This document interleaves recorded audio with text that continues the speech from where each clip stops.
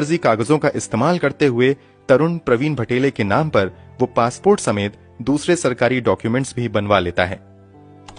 कुछ समय तक वो इधर उधर समय बिताता है और फिर 2012 में बेंगलुरु चला जाता है, जहां वो प्रवीण के डॉक्यूमेंट के दम पर ओरेकल इंडिया प्राइवेट लिमिटेड में एक अच्छी नौकरी हासिल कर लेता है। इस नौकरी के बदले कंपनी से उसे 22 लाख रुपए का सालाना पैकेज भी मिलता है। वो कंपनी की ओर से 3 बार अमेरिका के दौरे पर भी जाता है। कमाल की बात तो ये थी कि वो ये दौरा और जॉब सब कुछ फर्जी दस्तावेज के दम पर कर रहा था, मगर कभी भी पकड़ा नहीं गया। 2012 में ही प्रवीण की मुलाकात निशा नाम की एक लड़की से होती है। कुछ ही दिनों की मुलाकात के बाद प्रवीण निशा को बताता है कि एक एक्सीडेंट में उसके माता पिता की मौत हो गई थी।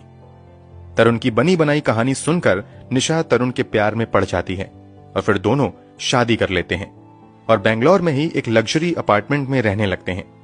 शादी के बाद जब कभी तरुण के माता पिता बेंगलोर आते थे तो तरुण निशा से कहता था कि ये उनके चाचा और चाची हैं।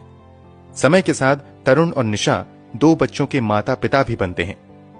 इन सभी खुलासे के बाद तरुण को गिरफ्तार करके जेल भेज दिया जाता है। फिलहाल वो जेल में ही है। इस मामले में तरुण की पत्नी निशा से भी पूछताछ की जाती है तो निशा बताती हैं कि वो तो इस शख्स को केवल प्रवीण भटेले के तौर पर जानती हैं।